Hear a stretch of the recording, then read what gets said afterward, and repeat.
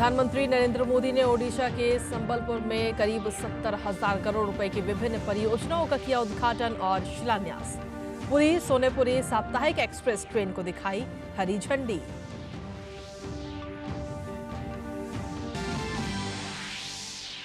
प्रधानमंत्री ने कहा, न्याय को सुनिश्चित करने के लिए देशों के बीच सहयोग जरूरी।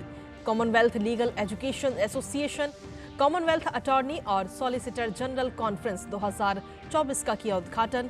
3 नए आपराधिक कानूनों में दंड के बजाय न्याय पर दिया गया जोर। भाजपा के वरिष्ठ नेता और पूर्व उप प्रधानमंत्री लालकृष्ण आडवाणी को देश के सर्वोच्च नागरिक सम्मान भारत रत्न से किया जाएगा सम्मानित। प्रधानमंत्री नरेंद्र मोदी ने फोन कर दी बधाई, कहा देश के विकास में आडवाणी जी का योगदान अविस्मरणीय। उपराष्ट्रपति जगदीप धनखड़, रक्षा मंत्री राजनाथ सिंह, केंद्रीय मंत्री नितिन गडकरी, किरण रिजिजू सहित देश भर के कई गणमान्य लोगों ने आडवाणी जी को सर्वोच्च सम्मान देने के निर्णय पर जताई खुशी। आडवाणी जी को राजनीति में शुचिता, समर्पण और दृढ़ संकल्प का बताया प्रतीक।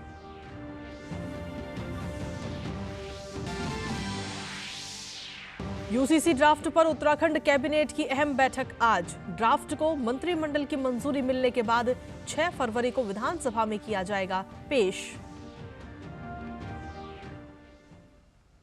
नमस्कार, स्वागत है आप सभी का। दूरदर्शन समाचार आप देख रहे हैं, मैं हूं कृतिका।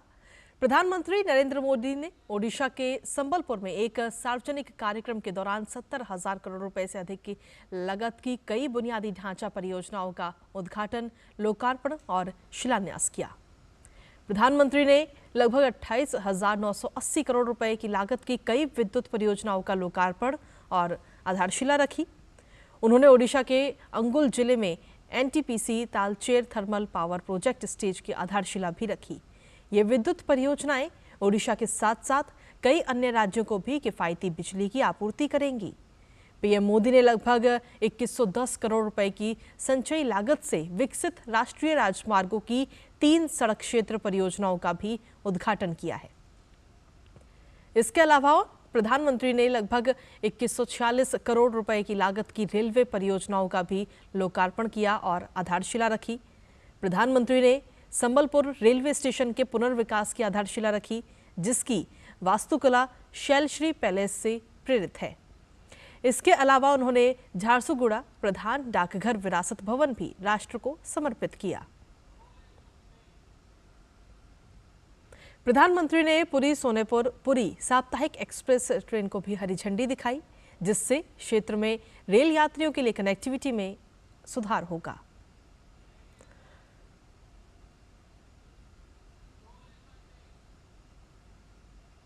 वहीं प्रधानमंत्री नरेंद्र मोदी ने आईआईएम संबलपुर के स्थायी परिसर का भी उद्घाटन किया। उन्होंने इस दौरान इस पर तैयार एक मॉडल का भी अवलोकन किया। प्रधानमंत्री मोदी ने राज्य को विकास परियोजनाओं की सौगात मिलने पर उन्हें बधाई दी। उन्होंने कहा कि इसका लाभ समाज के सभी वर्ग के लोगों को मिलेगा। वहीं प्रधानमंत्री नरेंद्र मोदी ने CLEA, कॉमनवेल्थ अटॉर्नी और सॉलिसिटर जनरल कॉन्फ्रेंस 2024 का भी शुभारंभ किया है। दिल्ली के विज्ञान भवन में आयोजित इस समारोह में राष्ट्रमंडल देशों के अटॉर्नी जनरल और सॉलिसिटर इसमें शरीक होते हुए नजर आए। शुभारंभ समारोह को संबोधित करते हुए प्रधानमंत्री मोदी ने जांच और न्याय के क्षेत्र में देशों के बीच सहयोग बढ़ाने पर जोर दिया है। अपने संबोधन में प्रधानमंत्री ने कहा कि नई आपराधिक चुनौतियों से निपटने के लिए प्रभावी रणनीति जरूरी है। दिल्ली के विज्ञान भवन में हो रहा ये कार्यक्रम राष्ट्रमंडल देशों के बीच न्याय और कानून के क्षेत्र में सहयोग बढ़ाने की दिशा में बड़ा कदम है। CLEA, कॉमनवेल्थ अटॉर्नी और सॉलिसिटर जनरल कॉन्फ्रेंस 2024 का शुभारंभ प्रधानमंत्री नरेंद्र मोदी ने किया। कार्यक्रम में राष्ट्रमंडल देशों के अटॉर्नी जनरल और सॉलिसिटर शरीक हुए। पीएम ने अपने संबोधन में नई आपराधिक चुनौतियों से निपटने के लिए नए नजरिए के साथ काम करने की जरूरत पर बल दिया। The rise of cryptocurrency and cyber threats are posing new challenges. 21st century challenges cannot be fought with a 20th century approach. There is a need to rethink reimagine, and reform. This includes modernizing legal systems that deliver justice. This includes making our systems more flexible and adaptable. न्याय के क्षेत्र में भारत में हुए प्रयोगों का उल्लेख करते हुए पीएम ने कहा कि भारत अपने अनुभवों को दुनिया के साथ साझा करने के लिए तैयार है। पीएम ने इवनिंग कोर्ट और लोक अदालतों जैसे प्रयासों में मिली सफलता का भी जिक्र किया। In 2014, the people of India blessed me with responsibility of becoming the Prime Minister. Before that, I worked as the Chief Minister in the state of Gujarat. Back then, we decided to set up evening courts. This helped people attend court hearing after their work hours.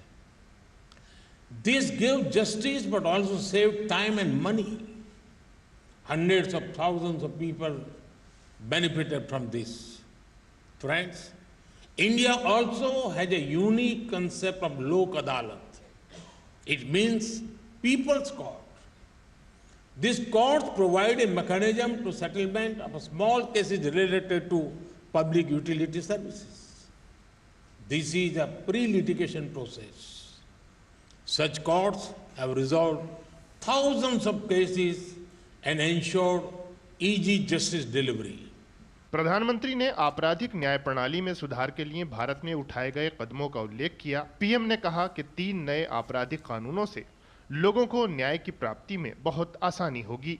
India is also modernizing laws to reflect the present realities. Now, the 3 new legislations have replaced more than 100-year-old colonial criminal laws. Earlier, the focus was on punishment and penal aspects. Now, the focus is on encouraging justice. Therefore, citizens have a sense of assurance rather than fear. न्याय वितरण में सीमा पार चुनौतियां विषय पर आयोजित ये सम्मेलन न्यायिक प्रणाली को और अधिक प्रभावी बनाने और आधुनिक कानूनी शिक्षा में सुधार पर विमर्श की दिशा में महत्वपूर्ण कदम है। दुनिया भर के दिग्गज कानून जानकारों का यह सम्मेलन न्याय और कानून क्षेत्र में वैश्विक सहयोग मजबूत बनाने की भी शानदार पहल है। विकास सारथी के साथ ब्यूरो रिपोर्ट, डीडी न्यूज।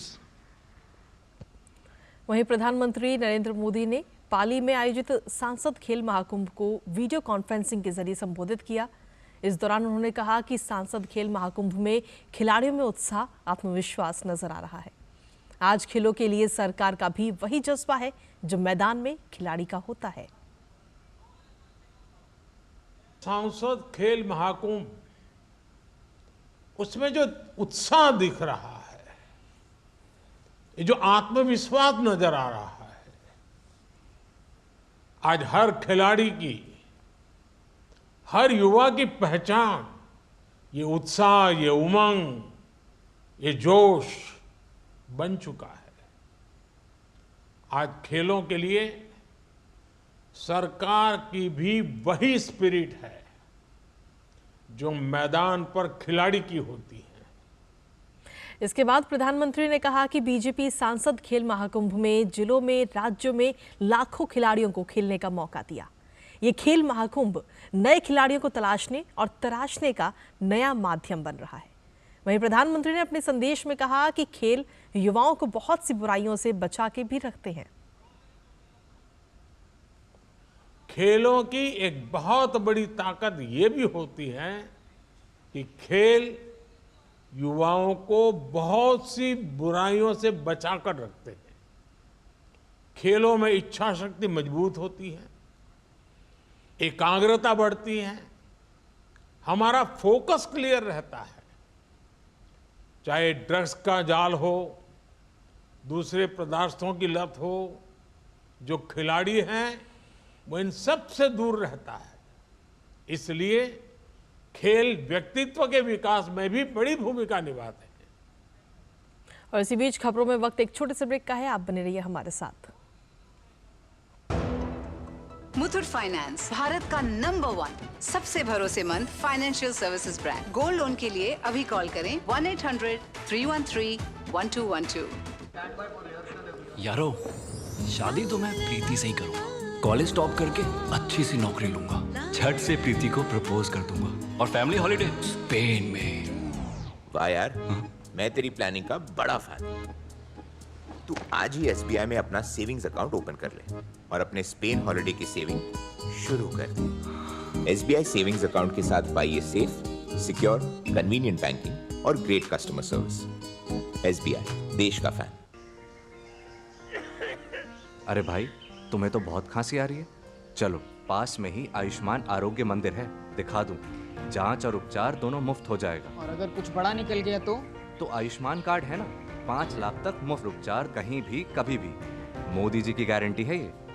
तेरे पापा मेरे सामने ही बनवाए थे कार्ड। और बताऊं, मोदी जी ने प्रधानमंत्री भारतीय जन औषधि केंद्र खुलवाकर महंगी दवाइयों से मुक्ति दिला दी है हम सबको। यहाँ दवाइयाँ सस्ती और अच्छी मिलती हैं। ये तो जानता हूँ, पापा भी वहीं से दवाई लेते हैं। देखा, सबको उत्तम स्वास्थ्य सेवा सुविधा देने की मोदी जी की गारंटी। करोड़ों लोग लाभ ले रहे हैं, आओ हम भी लें। मोदी की गारंटी यानी हर गारंटी पूरा होने की गारंटी। महंगे इलाज की छुट्टी, मोदी की गारंटी। मेरे भाई अरविंद कुमार की कुछ महीने पहले एक्सीडेंट में डेथ हो गई। उन्होंने पॉलिसी बाजार से टर्म लाइफ इंश्योरेंस लिया हुआ था, जो अब भाभी के घर के खर्च और बच्चों की पढ़ाई में काम आएगा। पॉलिसी बाजार की टीम ने क्लेम दिलवाने में हमारी पूरी मदद की। क्लेम के टाइम पे आपकी हेल्प के लिए हमेशा तैयार। पॉलिसी बाजार, 1 करोड़ का टर्म लाइफ इंश्योरेंस सिर्फ 470 रुपए महीने से शुरू। और ब्रेक के बाद एक बार फिर से स्वागत है आप सभी का। खबरों में बढ़ते हैं आगे, जहां भाजपा के वरिष्ठ नेता और पूर्व उप प्रधानमंत्री लालकृष्ण आडवाणी जी को देश के सर्वोच्च सम्मान भारत रत्न से सम्मानित किया जाएगा। ये तस्वीरें उनके आवास की हैं, जहां वो सबका अभिवादन कर रहे हैं। आडवाणी जी को भारत रत्न देने की जानकारी खुद प्रधानमंत्री नरेंद्र मोदी ने सोशल मीडिया प्लेटफॉर्म X के माध्यम से दी है। PM मोदी ने कहा कि मुझे ये बताते हुए बेहद खुशी हो रही है कि श्री लालकृष्ण आडवाणी जी को भारत रत्न से सम्मानित किया जाएगा। मैंने भी उनसे बात की और इस सम्मान से सम्मानित होने पर उन्हें बधाई दी। वो हमारे समय के सबसे सम्मानित राजनेताओं में से एक हैं। भारत के विकास में उनका योगदान अविस्मरणीय है। उनका जीवन जमीनी स्तर पर काम करने से शुरू होकर हमारे उप प्रधानमंत्री के रूप में देश की सेवा करने तक का है। उन्होंने हमारे गृह मंत्री और सूचना एवं प्रसारण मंत्री के रूप में भी अपनी पहचान बनाई है। उनका संसदीय आचरण हमेशा अनुकरणीय और समृद्ध अंतर्दृष्टि से भरा रहा है।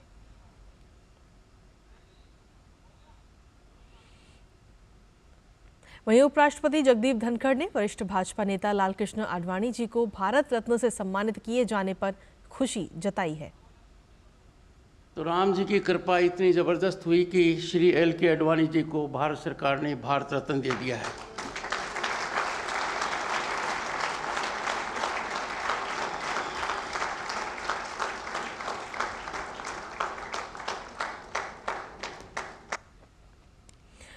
और वहीं प्रधानमंत्री नरेंद्र मोदी ने देश के लिए पूर्व उप प्रधानमंत्री लालकृष्ण आडवाणी जी के योगदान की सराहना की है। प्रधानमंत्री ने ओडिशा के संबलपुर में विकास परियोजनाओं के शुभारंभ और शिलान्यास कार्यक्रम को संबोधित कर रहे थे। इसी दौरान प्रधानमंत्री ने आडवाणी जी को भारत रत्न दिए जाने को देश के एक महान सपूत का सम्मान बताया। आज देश ने अपने एक महान सपूत पूर्व उप प्रधानमंत्री लालकृष्ण आडवाणी जी को भारत रत्न देने का भी निर्णय लिया है। भारत के उप प्रधानमंत्री, गृह मंत्री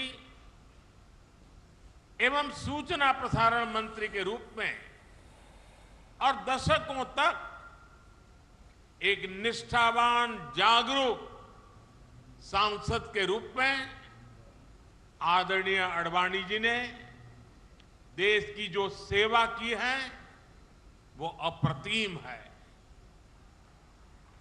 आडवाणी जी का ये सम्मान इस बात का प्रतीक है कि राष्ट्र की सेवा में अपना जीवन खपाने वालों को राष्ट्र कभी भुलाता नहीं है।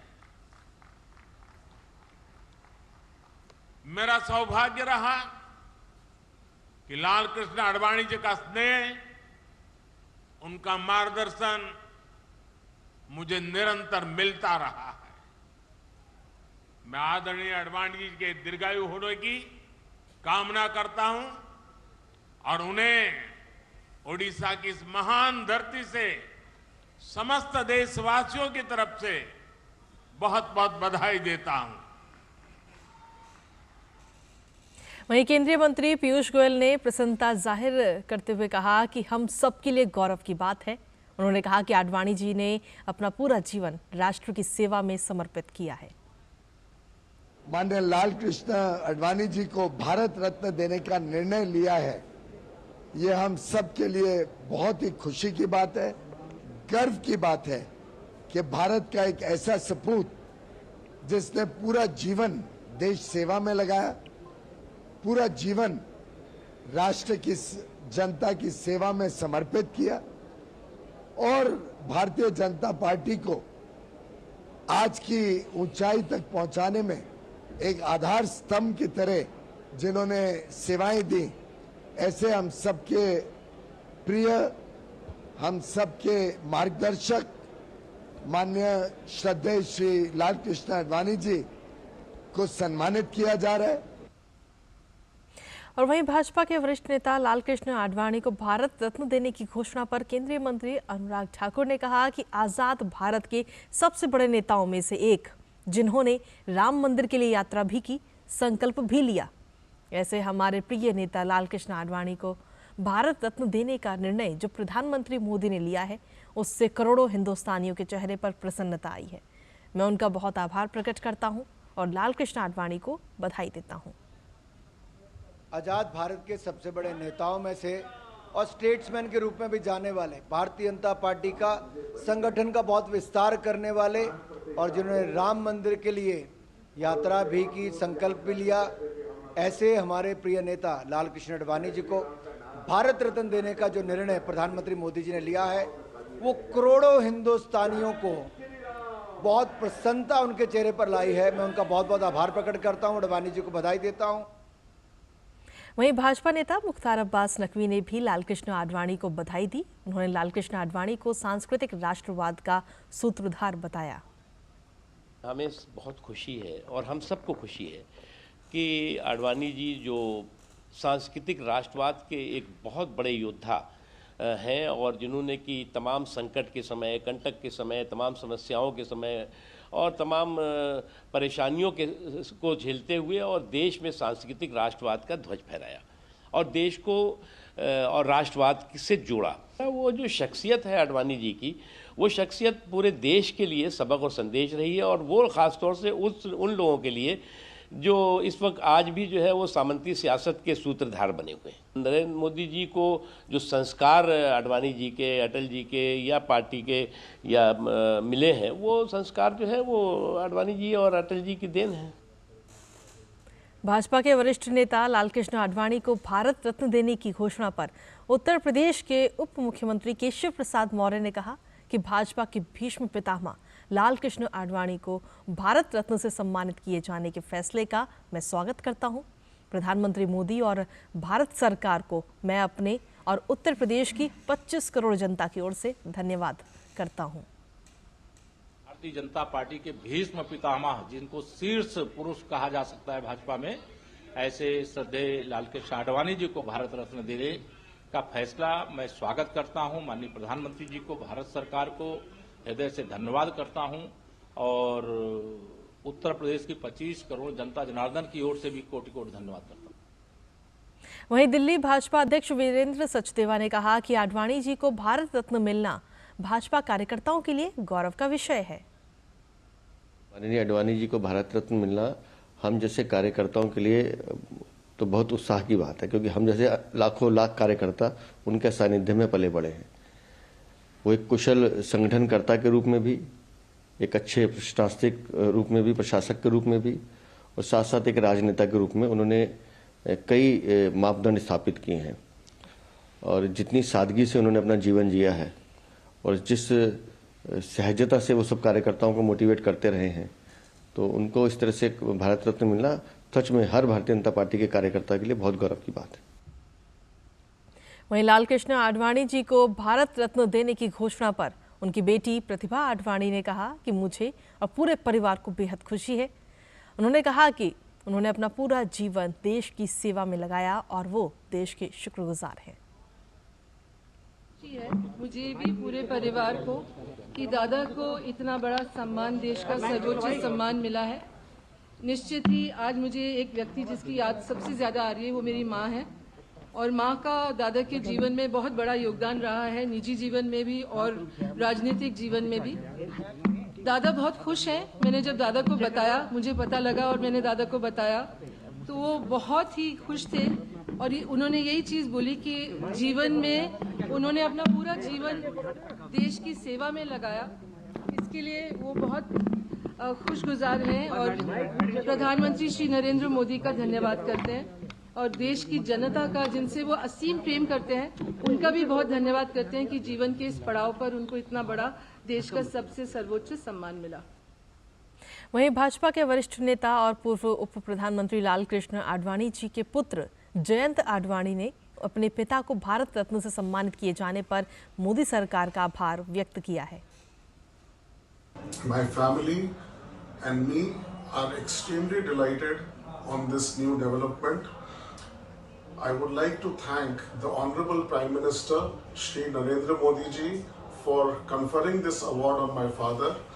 My father has been in public life for many decades and his contribution to public life has been immense, and it is wonderful to note that at this stage of his life his efforts are being recognized in this magnificent way. Once again, thanks a lot to the government of the day. प्रधानमंत्री नरेंद्र मोदी की मौजूदगी में 22 फरवरी को अयोध्या धाम में रामलला की प्राण प्रतिष्ठा हुई थी, जिसके बाद लाखों की संख्या में श्रद्धालु रामलला के दर्शन के लिए अयोध्या धाम पहुंच रहे हैं। अब राम मंदिर में निर्माण कार्य फिर से शुरू होने जा रहा है और इस बाबत जानकारी देते हुए श्री राम मंदिर निर्माण समिति के अध्यक्ष नृपेंद्र मिश्रा ने कहा कि मंदिर में निर्माण कार्य फिर से शुरू होने जा रहा है, जिसमें मंदिर के परिक्रमा की दीवार के कार्य के साथ साथ प्रथम और द्वितीय तल पर राजा राम के भव्य दरबार का कार्य भी शामिल है। नृपेंद्र मिश्रा ने बताया कि साल 2024 के दिसंबर तक और ये सीधी तस्वीरें आपको दिखा रहे हैं इस वक्त उड़ीसा की। मोदी जी स्वागतम।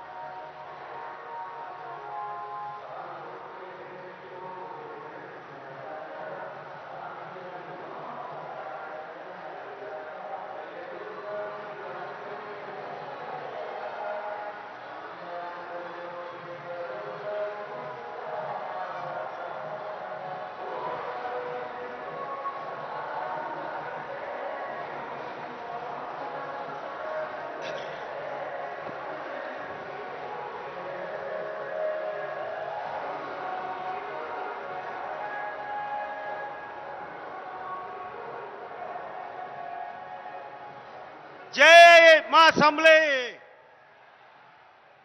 जय मां समले, जय जगन्नाथ, जय श्यापति रामचंद्र की। सम्मानित मंच,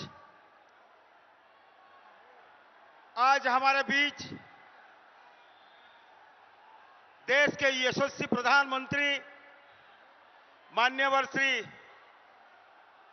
नरेंद्र मोदी जी हमारे संबलपुर पधारे हैं। मोदी जी आए हैं संबलपुर को बड़े सौगात लेके मोदी जी आए हैं। मां माने गुटे हुलुला देकर गुटे जोर से स्वागत कर मां।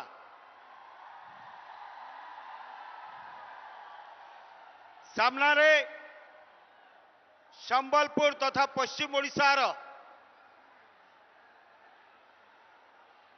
लाखों से अधिक हमारे मां बहन बुजुर्ग साथी युवा सभी को मेरा सादर नमस्कार। अभी मैं हमारे यशस्वी राज्य प्रदेश अध्यक्ष माननीय मनमोहन सामल जी को निवेदन करूंगा, वो उत्तरीय देके माननीय प्रधानमंत्री को सम्मानित करेंगे।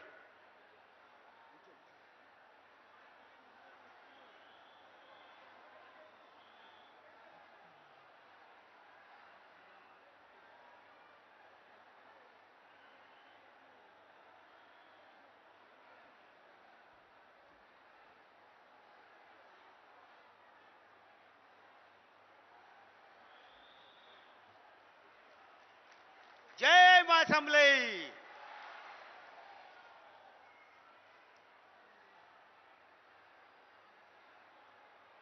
उसके बाद संबलपुर के बरपुत्र गंगाधर मेहर जी के एक प्रतिछवि के मेमोरेंडम लेके हुए हमारे ओडिशा के रत्न माननीय केंद्र मंत्री श्री धर्मेंद्र प्रधान जी को मैं निवेदन करूंगा, वो गंगाधर मेहर का एक स्मृति फोटो चित्र प्रिय प्रधानमंत्री को देंगे। अभी हमारे जिले के अध्यक्ष हमारे संबलपुर के इष्ट देवी मां समलेश्वरी के एक पटचित्र हमारे प्रिय प्रधानमंत्री को अभी भेंट देंगे। मां समलेंग हमारे इष्ट देवी संबलपुर के इष्ट देवी।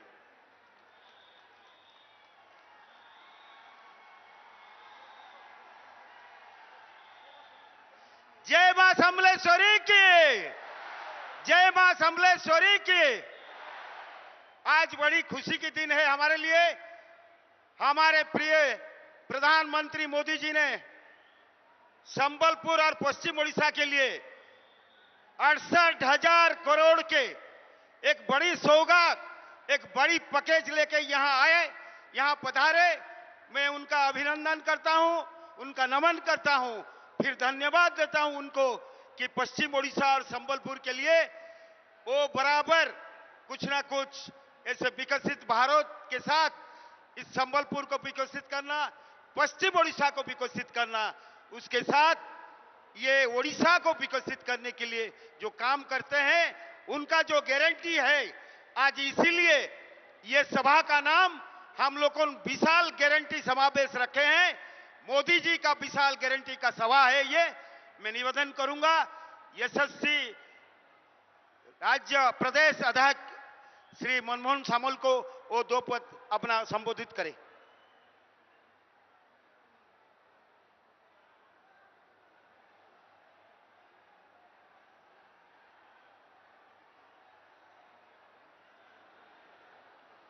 जय श्री राम, जय श्री राम। भारत माता की, भारत माता की। वंदे वंदे। आज संबलपुर ठारे अनुष्ठित भारतीय जनता पार्टी विशाल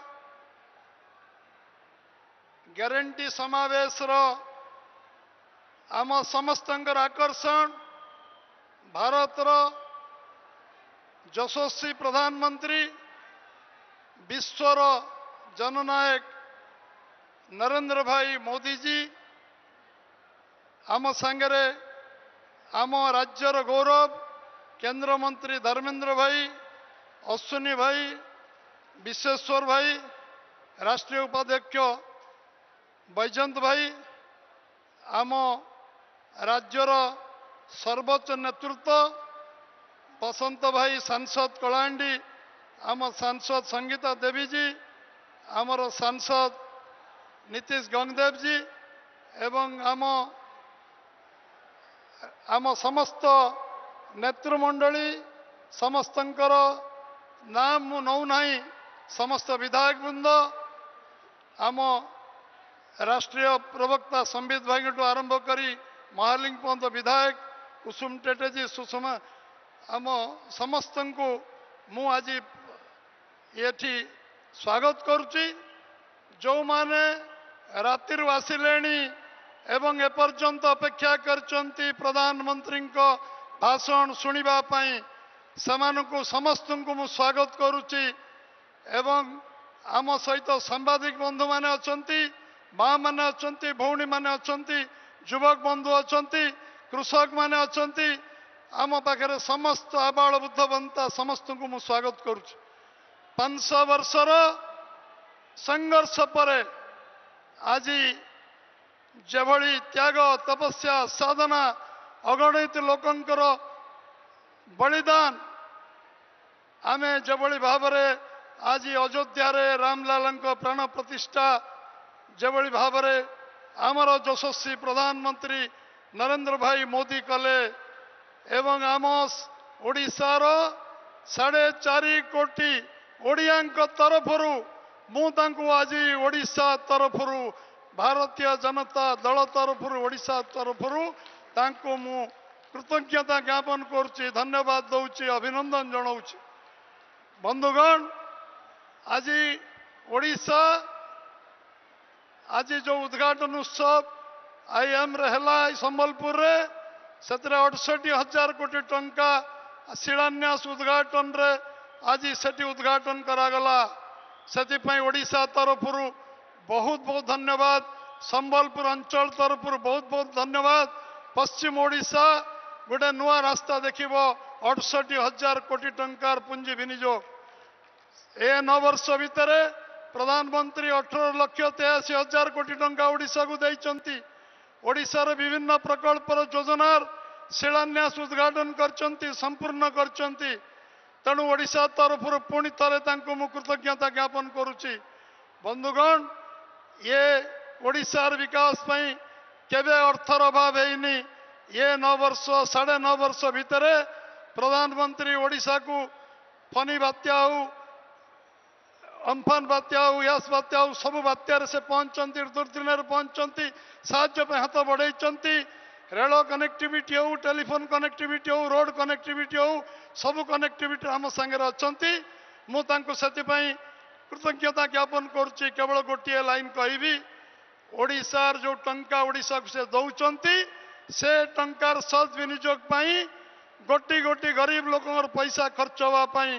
डबल इंजिन सरकार केंद्र रे बीजेपी ओडिशा रे बीजेपी सरकार हवा आवश्यक अच्छी ये कार्य को पूरा करने आज नरेंद्र भाई मोदी आसिचंती समस्ते आमे तांको स्वागत करिबा एवं आज तांको उद्बोधन सुनिबा एवं वार्ता नहीं गाँ गाँ रे पहुंचबा एवं समस्ते अयोध्यार रामलाल प्रतिष्ठा दिन जो उत्साह उद्दीपन ओडिशा आज अच्छी ओडिशा उल्लसित अच्छी जय श्रीराम ध्वनि रे ओडिशा प्रतिध्वनित होउची पुणी मथरे तांको कृतज्ञता ज्ञापन करुच्ची जय श्रीराम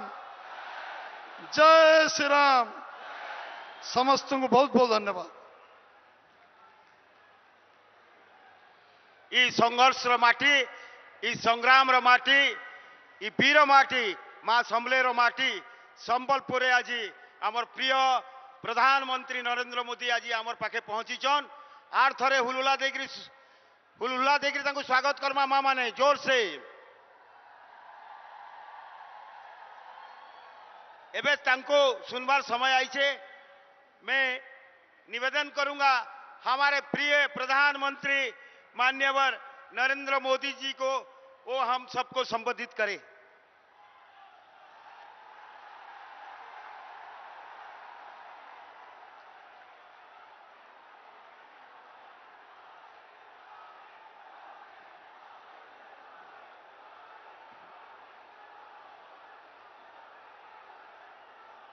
जय जगन्नाथ, जय जगन्नाथ, जय मां समले। मोर समूह मां बहन आर दादा भाई समकुन वावचर आर पुष्पनिर गुरुदेव शुभेच्छा और अभिनंदन। मेरे परिवारजनों, संबलपुर वीर सुरेंद्र राय जैसे महान स्वतंत्रता सेनानी, संत कवि भीम भोई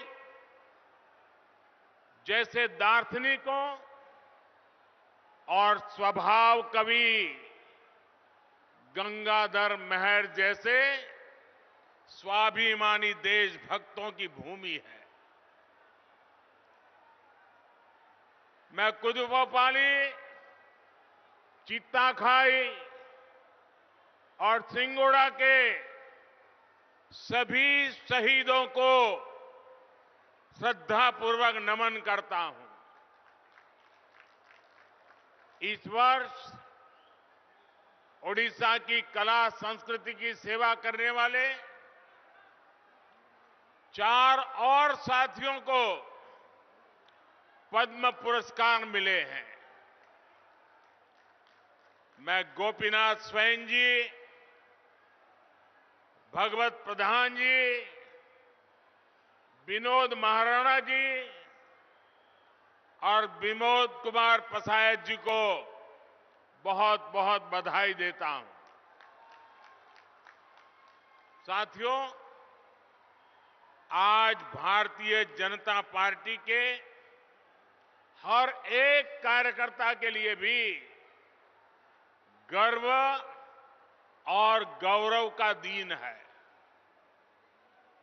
आप सबको ये खुशखबरी मिल चुकी है कि आज देश ने हम सबके आदरणीय नेता लाल कृष्ण आडवाणी जी को भारत रत्न देने की घोषणा की है।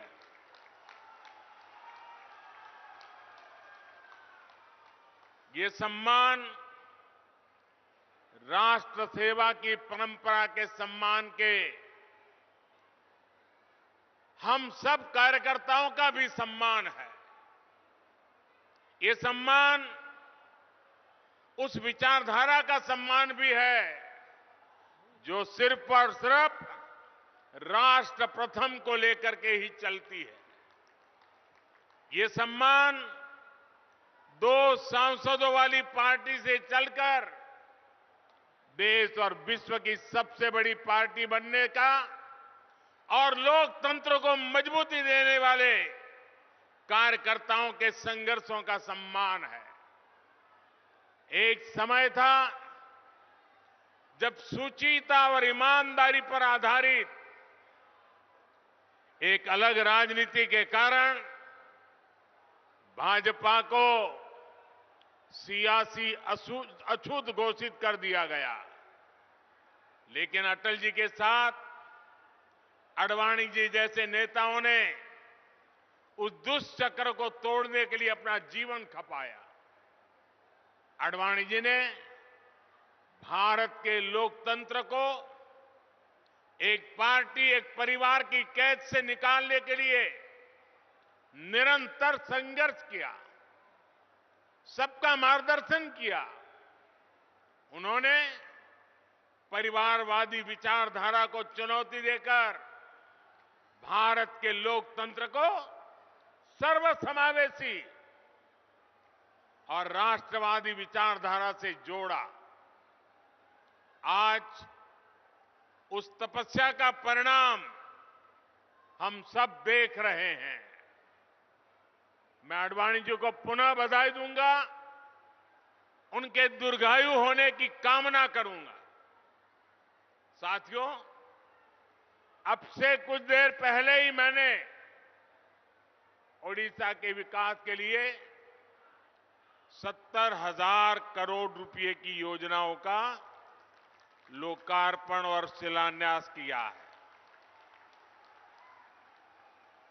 केंद्र की भाजपा सरकार ओडिशा के विकास में कोई कोर कसर बाकी नहीं छोड़ रही है। इन योजनाओं के लिए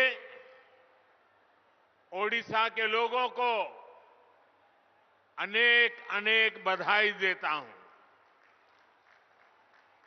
भाइयों और बहनों, 2 दिन पहले ही देश का नया बजट आया है।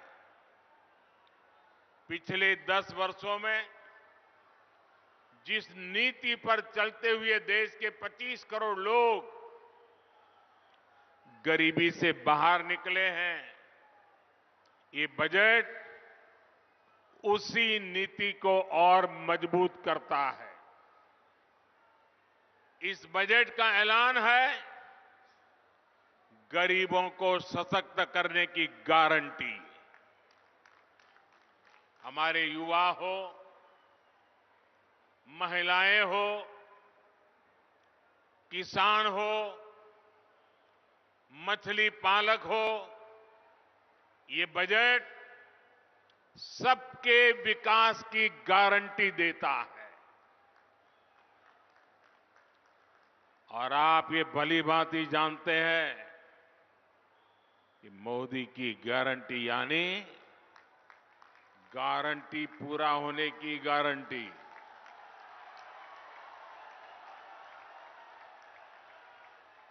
भाई और बहनों, मोदी की गारंटी है कि देश के हर गरीब परिवार के पास अपना पक्का घर हो। बीते 10 वर्षों में 4 करोड़ से अधिक गरीब परिवारों को अपना पक्का घर मिल चुका है। इसमें से 25 लाख लाभार्थी परिवार ये हमारे उड़ीसा के ही हैं, जिन लोगों को अब तक पीएम आवास योजना के घर नहीं मिल पाए, उनकी भी चिंता हमारी सरकार कर रही है। इस बजट में गरीबों के लिए 2 करोड़ और नए घर बनाने की घोषणा की गई है। आप अपने इलाके में कोई भी गरीब परिवार अगर पक्के घर में नहीं रह रहा है तो जाकर के बताना कि मोदी जी आए थे, आपको पक्का घर देंगे, इसकी गारंटी देके गए हैं। बताओगे? सबको बताओगे? मिलकर के बताओगे? मेरा कोई गरीब भाई बहन झुग्गी झोपड़ी में ना रहे, इसके लिए मैं दिन रात एक कर रहा हूं। साथियों, किसान हो, पशुपालक हो, मछुआरे हो, इनकी आय बढ़े, इनका जीवन आसान हो, ये भाजपा सरकार की प्राथमिकता रही है। पीएम किसान सम्मान निधि से पहली बार देश के करोड़ों किसानों को सीधा लाभ पहुंचा है। इसमें से ओडिशा के भी 40 लाख किसानों को लाभ हुआ है। हर किसान के बैंक खाते में भाजपा सरकार ने कम से कम 30,000 रुपये भेजे हैं। आपको आंकड़ा याद रहेगा? जरा हाथ ऊपर करके बताइए, आंकड़ा याद रहेगा?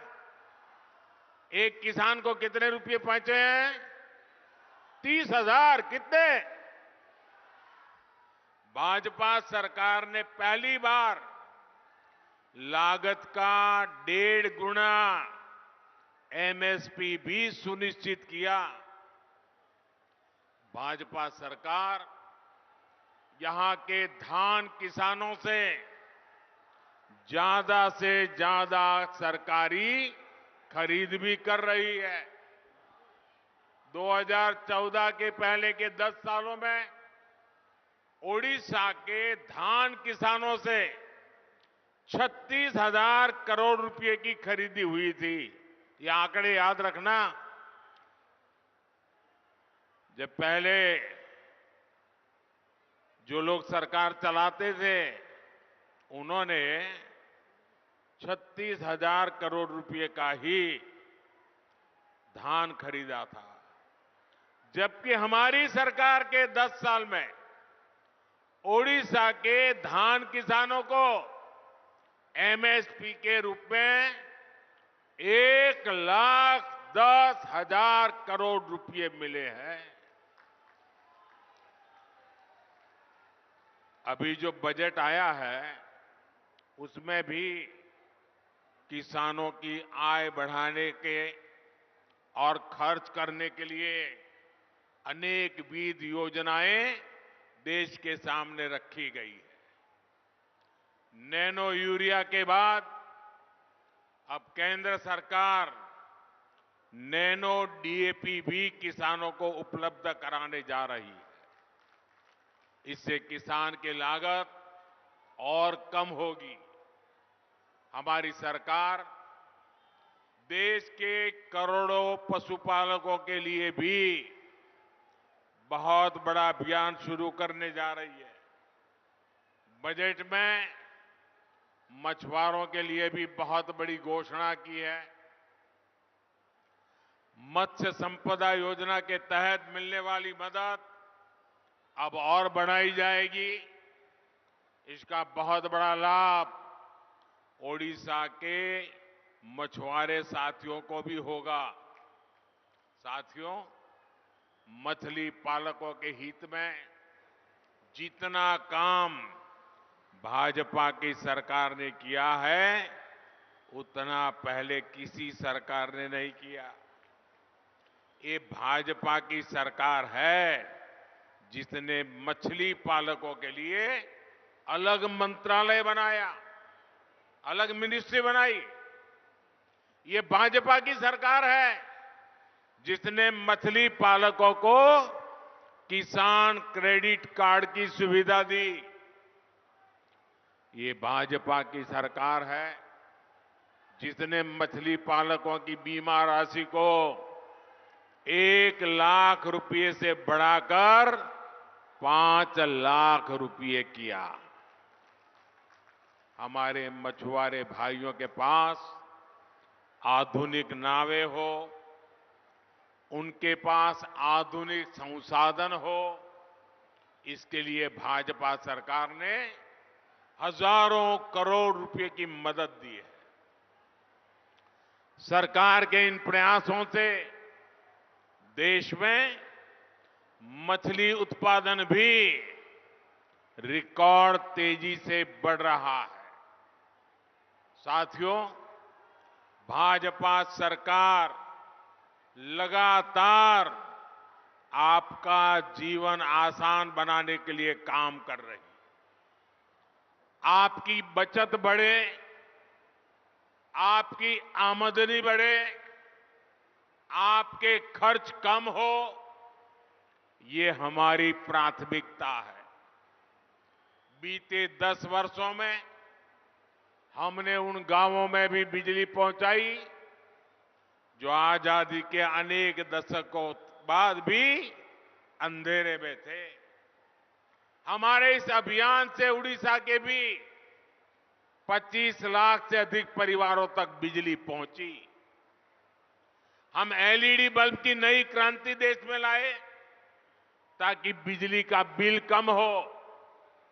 अब हमारा प्रयास है कि देश के गरीब का बिजली बिल भी 0 हो जाए। इसलिए इस बजट में 1 करोड़ परिवारों के लिए रूफटॉप सोलर पावर स्कीम की घोषणा की गई है। इससे छत पर सोलर पैनल लगाकर बिजली पैदा करने वालों को मुफ्त बिजली तो मिलेगी ही, वो ज्यादा बिजली पैदा कर उसे बेचकर उसके भी पैसे की कमाई कर सकेंगे। और ये हमारा उड़िया तो सूर्य भगवान के साथ जुड़ा हुआ है। जहां कोणार्क का सूर्य मंदिर हो वहां हर घर में तपता हुआ सूरज एक नई जिंदगी लेकर के आएगा। रूफटॉप सोलर की इतनी बड़ी योजना से देश में रोजगार के भी लाखों नए अवसर बनेंगे। भाइयों और बहनों, बीते 10 वर्षों में बहनों के स्वास्थ्य, उनकी सुविधा के लिए जो अभूतपूर्व काम हुए हैं, उनको इस बजट में और विस्तार दिया गया है। गांव-गांव में महिला और बच्चों के स्वास्थ्य का ध्यान रखने में आशा और आंगनवाड़ी कार्यकर्ताओं की बहुत बड़ी भूमिका है। अब भाजपा सरकार ने तय किया है कि आशा और आंगनवाड़ी वर्कर्स को भी आयुष्मान योजना के तहत 5 लाख रुपए तक के मुफ्त इलाज की सुविधा दी जाएगी। आज ओडिशा में बने 6,500 से अधिक आयुष्मान आरोग्य मंदिरों का लाभ हमारी बहनों बेटियों को ही हो रहा है। भाजपा सरकार ने ओडिशा के 60 लाख से ज्यादा परिवारों तक पाइप से पानी पहुंचाया है। यहां की लगभग 55 लाख बहनों को उज्ज्वला के तहत मुफ्त गैस कनेक्शन दिया गया है। इसने हमारी बहनों बेटियों का स्वास्थ्य भी सुधारा है और उनका जीवन भी आसान किया है। साथियों, मोदी ने बहनों को लखपति दीदी बनाने की गारंटी दी है। बीते 10 वर्षों में करीब 1 करोड़ बहनें लखपति दीदी बन चुकी है। इस वर्ष के बजट में 3 करोड़ बहनों को लखपति दीदी बनाने की तरफ बड़ा कदम उठाया गया है। आप कल्पना कीजिए, जब इतने परिवार की बहनों लखपति होगी तो पूरे परिवार की ताकत कितनी बढ़ जाएगी।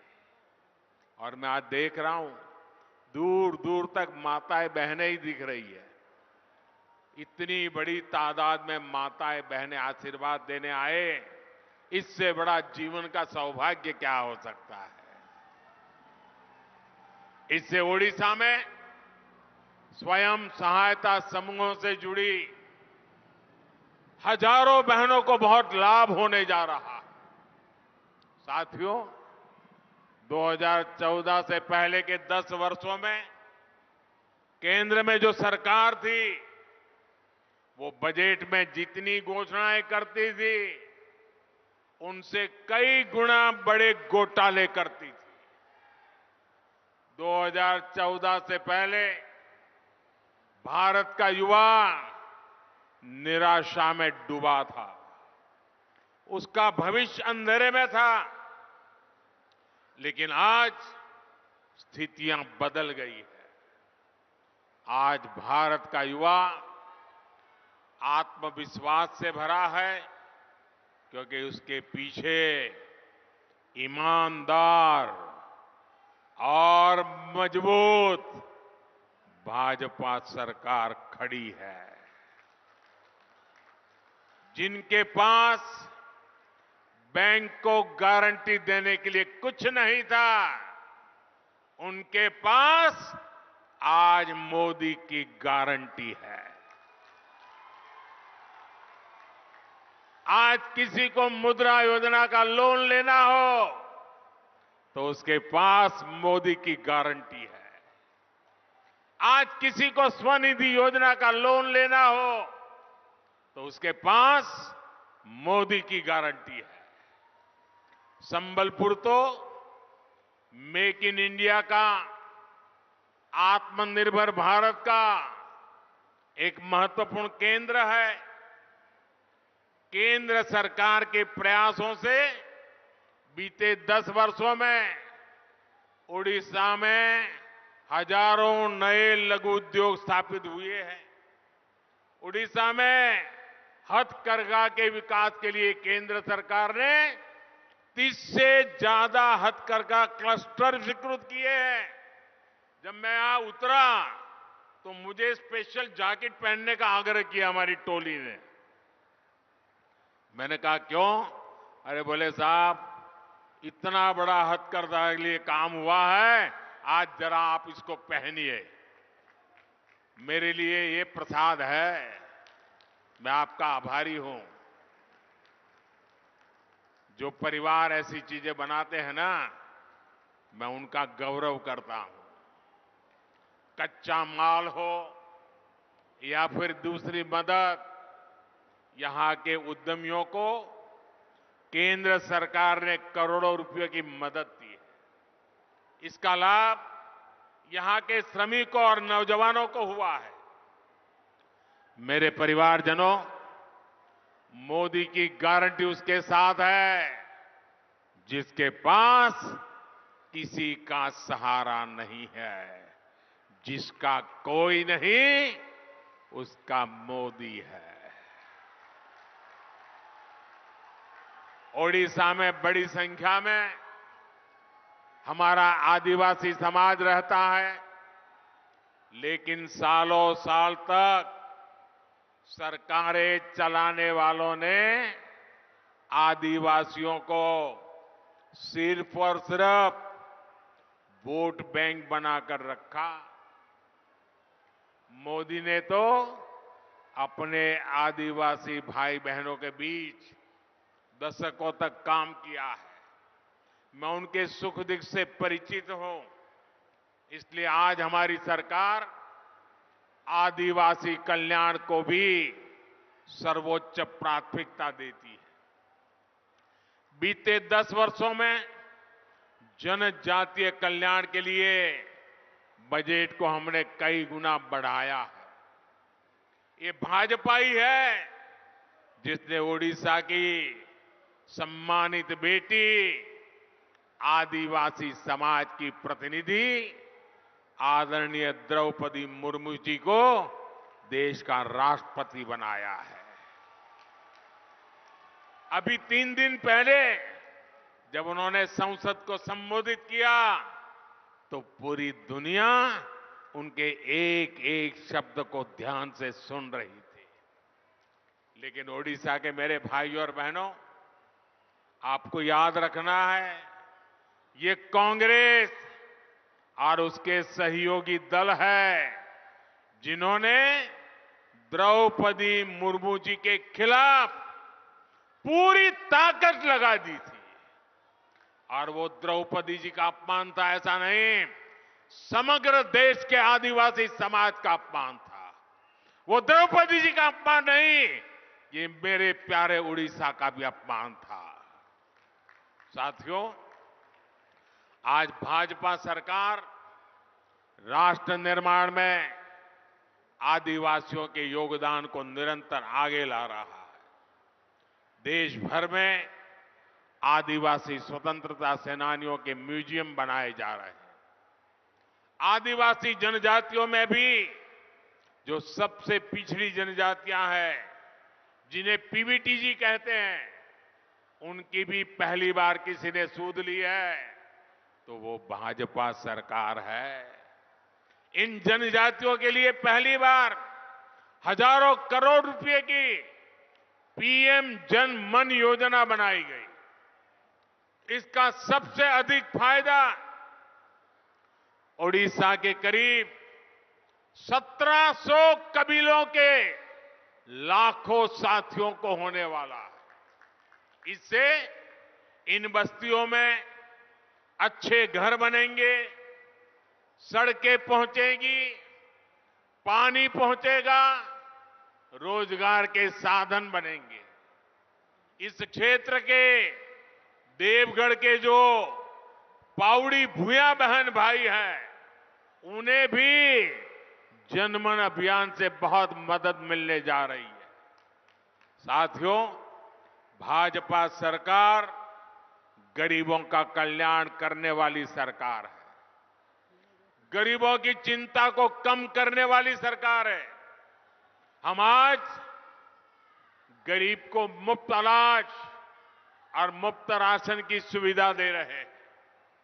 ओडिशा के 3.25 करोड़ साथियों को आने वाले 5 वर्ष तक राशन की चिंता करने की जरूरत नहीं है। आपके घर भोजन बनता रहे, इसकी गारंटी मोदी ने दी है। मोदी ने एक और काम भी किया है। ओडिशा के जो साथी काम के लिए दूसरे राज्यों में गए हैं, उनके परेशानी को भी समझा है। और मेरे गुजरात में तो बहुत बड़ी तादाद में मेरे उड़िया भाई बहन रहते हैं। गुजरात के विकास में मेरे उड़िया भाई बहन गुजरात में बहुत बड़ा योगदान दे रहे हैं। और इसलिए मैं उनके जीवन को बाहर रहने के कारण जो आवश्यकताएं होती है, इनको भली भांति जानता हूं। पहले उन्हें दूसरे राज्यों में सरकारी राशन नहीं मिल पाता था। ये बना रोशन राशन कार्ड दूसरे राज्यों में नहीं चलता था। मोदी एक देश एक राशन कार्ड योजना लेकर आया। आज ओडिशा का कोई भी साथी देश के किसी भी राज्य में मुफ्त राशन का लाभ ले सकता है। मेरे परिवारजनों, बीजेपी की केंद्र सरकार की एक बहुत बड़ी पहचान नए भारत के निर्माण की रही है। इस वर्ष के बजट में इंफ्रास्ट्रक्चर के विकास के लिए 11 लाख करोड़ रुपए रखे गए हैं। 10 वर्ष पहले इंफ्रास्ट्रक्चर के लिए 2 लाख करोड़ रुपए से भी कम का बजट रहता था। इसका सीधा अर्थ यह है कि आने वाले साल में रोड, रेल, हवाई अड्डे, मेट्रो, बिजली, गैस, ऐसे हर प्रोजेक्ट का बहुत विस्तार होगा। इससे लाखों नए रोजगार भी बनेंगे। इंफ्रास्ट्रक्चर पर होने वाला खर्च रेत, सीमेंट, लोहा, मशीनें, ऐसे अनेक सेक्टरों को गति देता है। यानी इन सभी उद्योगों में, ऐसे हर बिजनेस में नई भर्तियां होती हैं।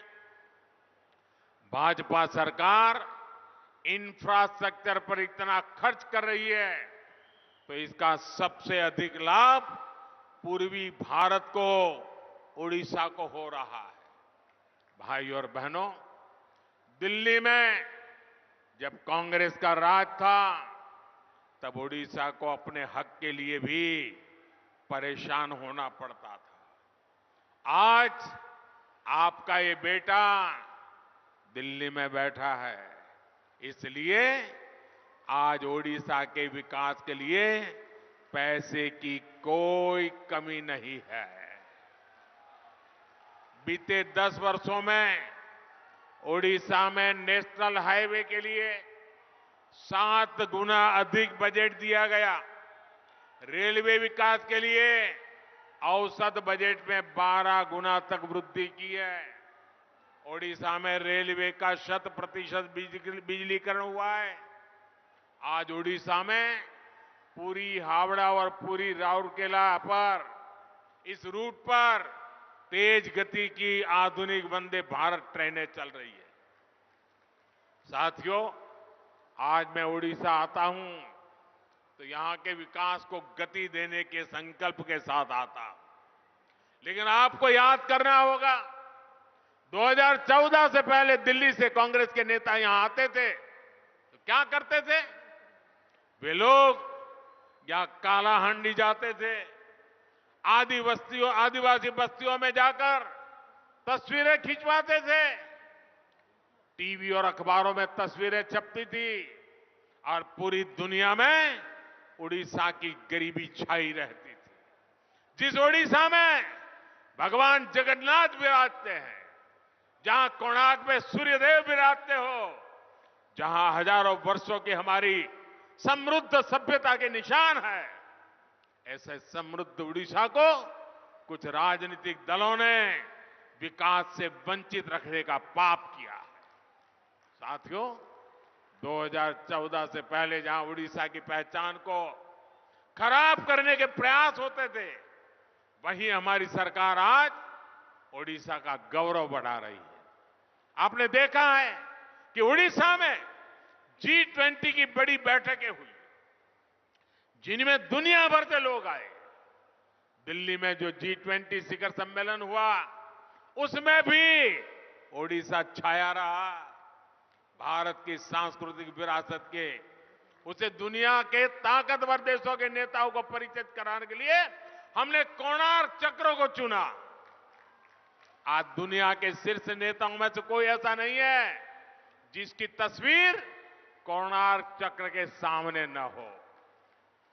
ये मेरा सौभाग्य है कि मुझे दुनिया के नेताओं को ओडिशा की समृद्ध धरोहर के बारे में बताने का अवसर मिला।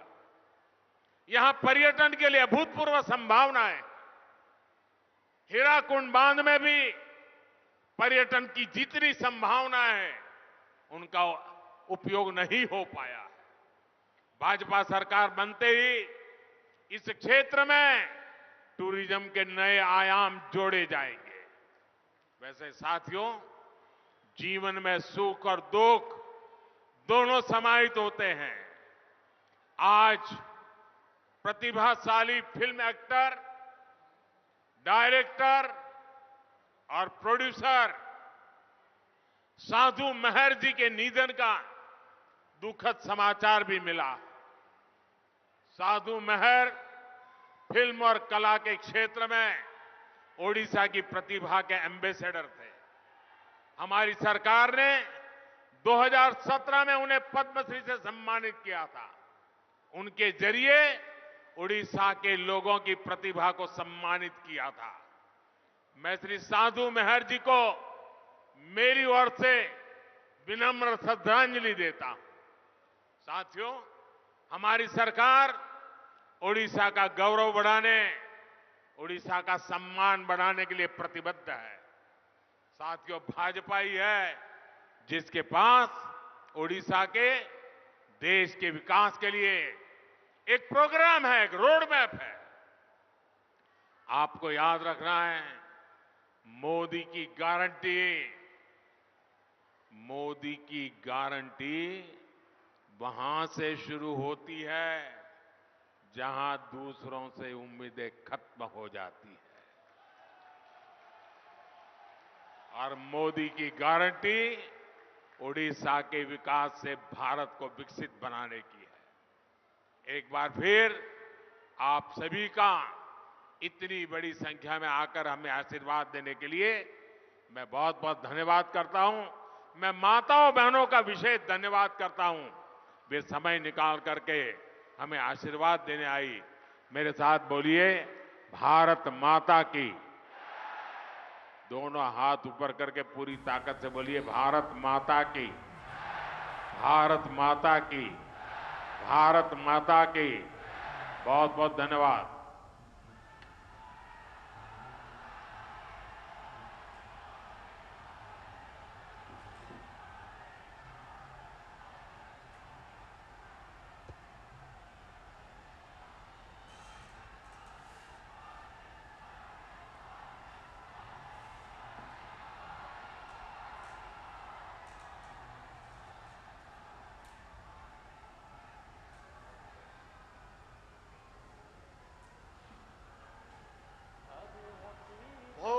बहुत धन्यवाद। और ओडिशा के संबलपुर से प्रधानमंत्री नरेंद्र मोदी को आप सुन रहे थे, जिन्होंने अपने संबोधन में कई बातों का जिक्र किया। और अपने संबोधन की शुरुआत में ही सबसे पहले उन्होंने लाल कृष्ण आडवाणी का जिक्र किया, जिन्हें भारत रत्न से नवाजा जाएगा, इसका ऐलान किया। और वहीं प्रधानमंत्री के संबोधन की बड़ी बातें क्या है वो भी आपको बता देते हैं। प्रधानमंत्री ने अपने संबोधन में की शुरुआत किया, आडवाणी जी को भारत रत्न हर भाजपा कार्यकर्ता के लिए गर्व का क्षण है, जिसका ऐलान आज ही किया गया है।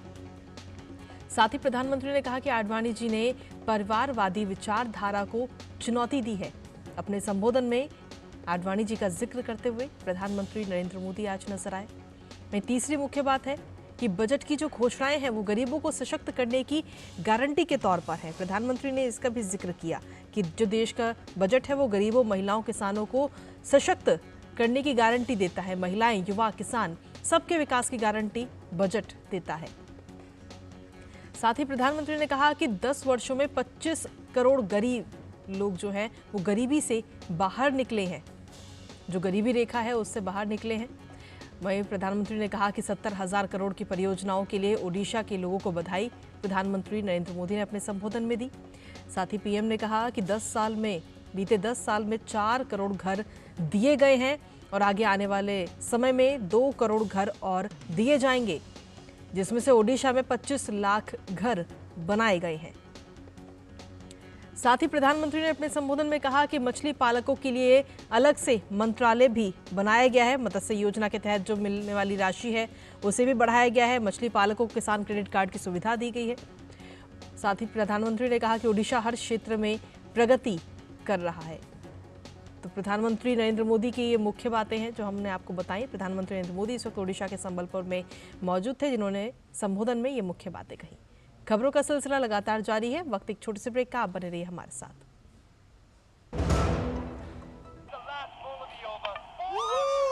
क्या लड्डू हम यहाँ बैठे बैठे पैसे बना सकते हैं।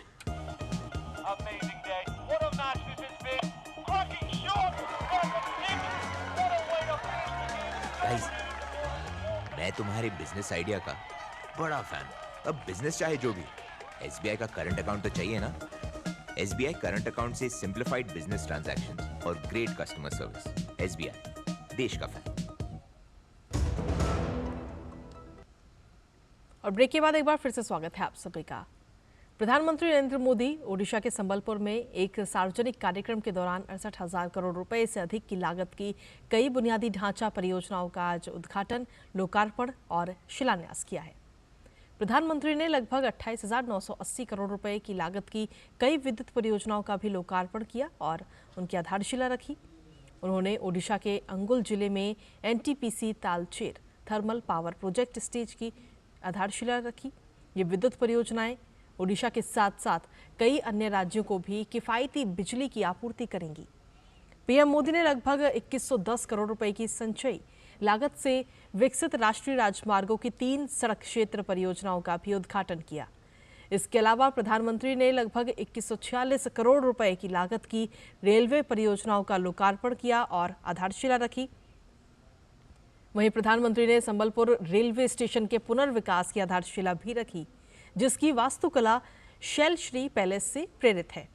इसके अलावा उन्होंने झारसुगुड़ा प्रधान डाकघर विरासत भवन भी राष्ट्र को समर्पित किया। प्रधानमंत्री ने पुरी सोनेपुर पुरी साप्ताहिक एक्सप्रेस को भी आज हरी झंडी दिखाई, जिससे क्षेत्र में रेल यात्रियों के लिए कनेक्टिविटी में सुधार होगा। वहीं प्रधानमंत्री मोदी ने IIM संबलपुर के स्थायी परिसर का भी उद्घाटन किया। उन्होंने इस दौरान इस पर तैयार एक मॉडल का भी अवलोकन किया। पीएम मोदी ने राज्य को विकास परियोजनाओं की सौगात मिलने पर उन्हें बधाई दी। उन्होंने कहा कि इसका लाभ समाज के सभी वर्ग के लोगों को मिलेगा। वहीं प्रधानमंत्री नरेंद्र मोदी ने CLEA कॉमनवेल्थ अटॉर्नी और सॉलिसिटर जनरल कॉन्फ्रेंस 2024 का भी शुभारंभ किया। दिल्ली के विज्ञान भवन में आयोजित इस समारोह में राष्ट्रमंडल देशों के अटॉर्नी जनरल और सॉलिसिटर शरीक हुए। शुभारंभ समारोह को संबोधित करते हुए पीएम मोदी ने जांच और न्याय के क्षेत्र में देशों के बीच सहयोग बढ़ाने पर भी जोर दिया। प्रधानमंत्री नरेंद्र मोदी ने अपने संबोधन में कहा कि नई आपराधिक चुनौतियों से निपटने के लिए प्रभावी रणनीति जरूरी है। दिल्ली के विज्ञान भवन में हो रहा ये कार्यक्रम राष्ट्रमंडल देशों के बीच न्याय और कानून के क्षेत्र में सहयोग बढ़ाने की दिशा में बड़ा कदम है। CLEA कॉमनवेल्थ अटॉर्नी और सॉलिसिटर जनरल कॉन्फ्रेंस 2024 का शुभारंभ प्रधानमंत्री नरेंद्र मोदी ने किया। कार्यक्रम में राष्ट्रमंडल देशों के अटॉर्नी जनरल और सॉलिसिटर शरीक हुए। पीएम ने अपने संबोधन में नई आपराधिक चुनौतियों से निपटने के लिए नए नजरिए के साथ काम करने की जरूरत पर बल दिया। The rise of cryptocurrency and cyber threats are posing new challenges. 21st century challenges cannot be fought with a 20th century approach. There is a need to rethink, reimagine and reform. This includes modernizing legal systems that deliver justice. This includes making our systems more flexible and adaptable. न्याय के क्षेत्र में भारत में हुए प्रयोगों का उल्लेख करते हुए पीएम ने कहा कि भारत अपने अनुभवों को दुनिया के साथ साझा करने के लिए तैयार है। पीएम ने इवनिंग कोर्ट और लोक अदालतों जैसे प्रयासों में मिली सफलता का भी जिक्र किया। In 2014, the people of India blessed me with responsibility of becoming the Prime Minister. Before that, I worked as the Chief Minister in the state of Gujarat. Back then, we decided to set up evening courts. This helped people attend court hearing after their work hours. This gave justice but also saved time and money. Hundreds of thousands of people benefited from this. Friends, India also has a unique concept of Lok Adalat. It means people's court. These courts provide a mechanism to settlement of small cases related to public utility services. This is a pre-litigation process. Such courts have resolved thousands of cases and ensured easy justice delivery. प्रधानमंत्री ने आपराधिक न्याय प्रणाली में सुधार के लिए भारत में उठाए गए कदमों का उल्लेख किया। पीएम ने कहा कि 3 नए आपराधिक कानूनों से लोगों को न्याय की प्राप्ति में बहुत आसानी होगी। India is also modernizing laws to reflect the present realities. Now, the 3 new legislations have replaced more than 100-year-old colonial criminal laws. Earlier, the focus was on punishment and penal aspects. Now, the focus is on encouraging justice. Therefore, citizens have a sense of assurance rather than fear. न्याय वितरण में सीमा पार चुनौतियां विषय पर आयोजित ये सम्मेलन न्यायिक प्रणाली को और अधिक प्रभावी बनाने और आधुनिक कानूनी शिक्षा में सुधार पर विमर्श की दिशा में महत्वपूर्ण कदम है। दुनिया भर के दिग्गज कानून जानकारों का यह सम्मेलन न्याय और कानून क्षेत्र में वैश्विक सहयोग मजबूत बनाने की भी शानदार पहल है। विकास सारथी के साथ ब्यूरो रिपोर्ट, डीडी न्यूज। वहीं प्रधानमंत्री नरेंद्र मोदी ने पाली में आयोजित सांसद खेल महाकुंभ को वीडियो कॉन्फ्रेंसिंग के जरिए आज संबोधित किया। उन्होंने अपने संबोधन में कहा कि सांसद खेल महाकुंभ में खिलाड़ियों में उत्साह, आत्मविश्वास नजर आ रहा है। आज खेलों के लिए सरकार का भी वही जज्बा है जो मैदान में हर खिलाड़ी का होता है। सांसद खेल महाकुंभ, उसमें जो उत्साह दिख रहा है, ये जो आत्मविश्वास नजर आ रहा है, आज हर खिलाड़ी की, हर युवा की पहचान, ये उत्साह, ये उमंग, ये जोश बन चुका है। आज खेलों के लिए सरकार की भी वही स्पिरिट है जो मैदान पर खिलाड़ी की होती है। वहीं प्रधानमंत्री ने अपने संबोधन में आगे कहा कि बीजेपी सांसद खेल महाकुंभ ने जिलों में, राज्यों में लाखों खिलाड़ियों को खेलने का मौका दिया है। ये खेल महाकुंभ नए खिलाड़ियों को तलाशने और तराशने का नया माध्यम बन रहे हैं। प्रधानमंत्री ने अपने संदेश में कहा कि खेल युवाओं को बहुत सी बुराइयों से भी बचा कर रखते हैं। खेलों की एक बहुत बड़ी ताकत ये भी होती है कि खेल युवाओं को बहुत सी बुराइयों से बचाकर रखते हैं। खेलों में इच्छा शक्ति मजबूत होती है, एकाग्रता बढ़ती है, हमारा फोकस क्लियर रहता है। चाहे ड्रग्स का जाल हो, दूसरे पदार्थों की लत हो, जो खिलाड़ी हैं वो इन सब से दूर रहता है। इसलिए खेल व्यक्तित्व के विकास में भी बड़ी भूमिका निभाते हैं। और इसी बीच बुलेटिन में वक्त एक छोटे से ब्रेक का है, आप बने रहिए हमारे साथ।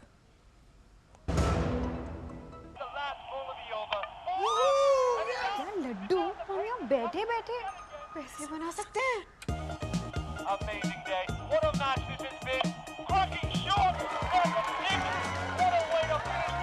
गाइस, मैं तुम्हारे बिजनेस आइडिया का बड़ा फैन हूं। अब बिजनेस चाहे जो भी, एसबीआई का करंट अकाउंट तो चाहिए ना।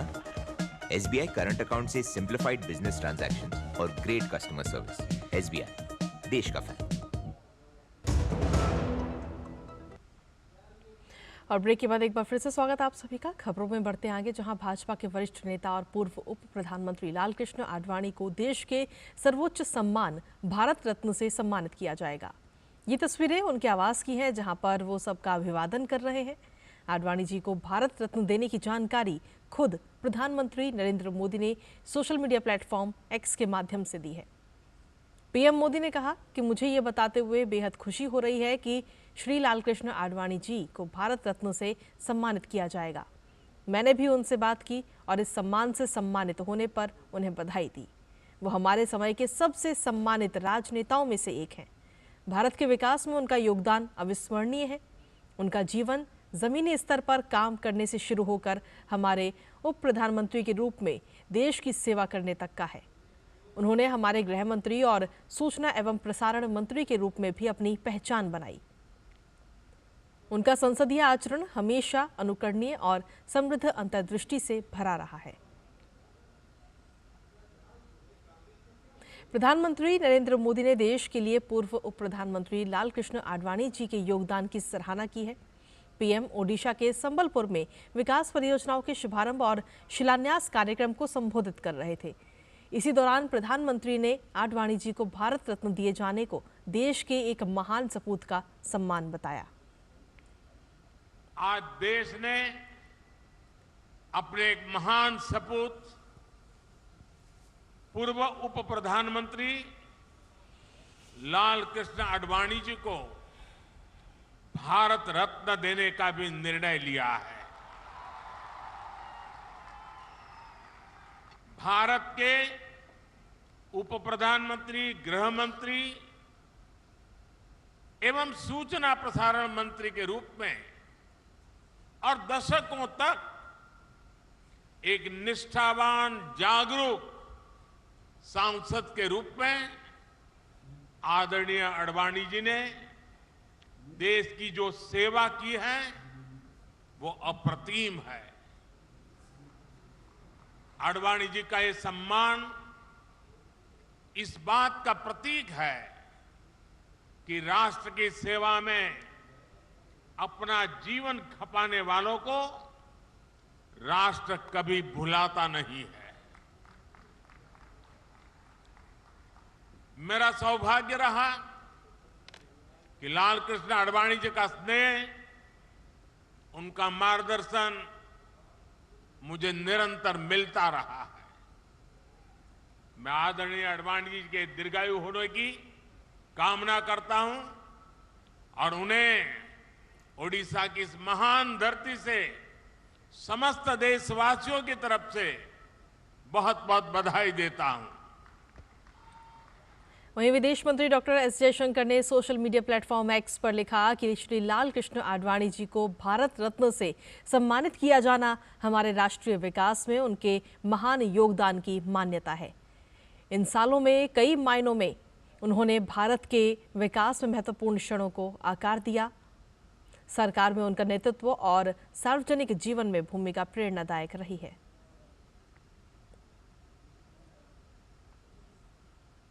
वहीं केंद्रीय मंत्री पीयूष गोयल ने भी प्रसन्नता जाहिर करते हुए कहा कि ये हम सब के लिए गौरव की बात है। उन्होंने कहा कि आडवाणी जी ने अपना पूरा जीवन राष्ट्र की सेवा में समर्पित किया है। माननीय लाल कृष्ण आडवाणी जी को भारत रत्न देने का निर्णय लिया है, ये हम सब के लिए बहुत ही खुशी की बात है, गर्व की बात है कि भारत का एक ऐसा सपूत जिसने पूरा जीवन देश सेवा में लगाया, पूरा जीवन राष्ट्र की जनता की सेवा में समर्पित किया और भारतीय जनता पार्टी को आज की ऊंचाई तक पहुंचाने में एक आधार स्तंभ की तरह जिन्होंने सेवाएं दी, ऐसे हम सबके प्रिय, हम सबके मार्गदर्शक माननीय श्रद्धेय श्री लाल कृष्ण आडवाणी जी को सम्मानित किया जा रहा है। वहीं भाजपा के वरिष्ठ नेता लालकृष्ण आडवाणी को भारत रत्न देने की घोषणा पर केंद्रीय मंत्री अनुराग ठाकुर ने कहा कि आजाद भारत के सबसे बड़े नेताओं में से एक, जिन्होंने राम मंदिर के लिए यात्रा भी की, संकल्प भी लिया। ऐसे हमारे प्रिय नेता लालकृष्ण आडवाणी जी को भारत रत्न देने का निर्णय जो प्रधानमंत्री मोदी ने लिया है, उससे करोड़ों हिंदुस्तानियों के चेहरे पर प्रसन्नता आई है। मैं उनका बहुत आभार प्रकट करता हूं और लालकृष्ण आडवाणी को बधाई देता हूं। आज़ाद भारत के सबसे बड़े नेताओं में से और स्टेट्समैन के रूप में भी जाने वाले, भारतीय जनता पार्टी का संगठन का बहुत विस्तार करने वाले और जिन्होंने राम मंदिर के लिए यात्रा भी की, संकल्प भी लिया, ऐसे हमारे प्रिय नेता लाल कृष्ण आडवाणी जी को भारत रत्न देने का जो निर्णय प्रधानमंत्री मोदी जी ने लिया है, वो करोड़ों हिंदुस्तानियों को बहुत प्रसन्नता उनके चेहरे पर लाई है। मैं उनका बहुत बहुत आभार प्रकट करता हूँ, आडवाणी जी को बधाई देता हूँ। वहीं लालकृष्ण आडवाणी जी को भारत रत्न देने की घोषणा पर उनकी बेटी प्रतिभा आडवाणी ने कहा कि मुझे और पूरे परिवार को बहुत खुशी है। बहुत खुशी है मुझे भी, पूरे परिवार को, कि दादा को इतना बड़ा सम्मान, देश का सर्वोच्च सम्मान मिला है। निश्चित ही आज मुझे एक व्यक्ति जिसकी याद सबसे ज़्यादा आ रही है वो मेरी माँ है, और माँ का दादा के जीवन में बहुत बड़ा योगदान रहा है, निजी जीवन में भी और राजनीतिक जीवन में भी।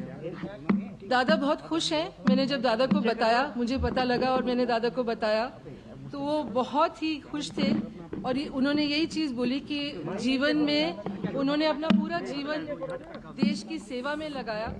इसके लिए वो बहुत खुशगुजार हैं और प्रधानमंत्री श्री नरेंद्र मोदी का धन्यवाद करते हैं और देश की जनता का, जिनसे वो असीम प्रेम करते हैं, उनका भी बहुत धन्यवाद करते हैं कि जीवन के इस पड़ाव पर उनको इतना बड़ा देश का सबसे सर्वोच्च सम्मान मिला। वहीं भाजपा के वरिष्ठ नेता और पूर्व उप प्रधानमंत्री लालकृष्ण आडवाणी के पुत्र जयंत आडवाणी ने अपने पिता को भारत रत्न से सम्मानित किए जाने पर मोदी सरकार का आभार व्यक्त किया है। My family and me are extremely delighted on this new development. I would like to thank the Honorable Prime Minister Shri Narendra Modi ji for conferring this award on my father.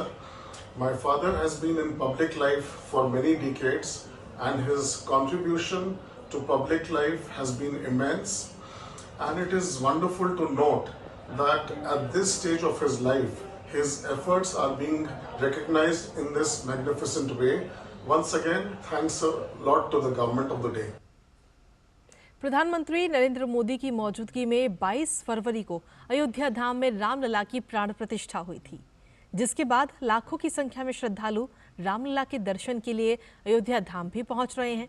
अब राम मंदिर में निर्माण कार्य फिर से शुरू होने जा रहा है और इस बाबत जानकारी देते हुए श्री राम मंदिर निर्माण समिति के अध्यक्ष नृपेंद्र मिश्रा ने कहा कि ये मंदिर में निर्माण कार्य फिर से शुरू होने जा रहा है, जिसमें मंदिर के परिक्रमा की दीवार के कार्य के साथ साथ प्रथम और द्वितीय तल पर राजा राम के भव्य दरबार का कार्य भी शामिल है। नृपेंद्र मिश्रा ने बताया कि साल 2024 के दिसंबर तक राम मंदिर निर्माण का कार्य पूरा हो जाएगा।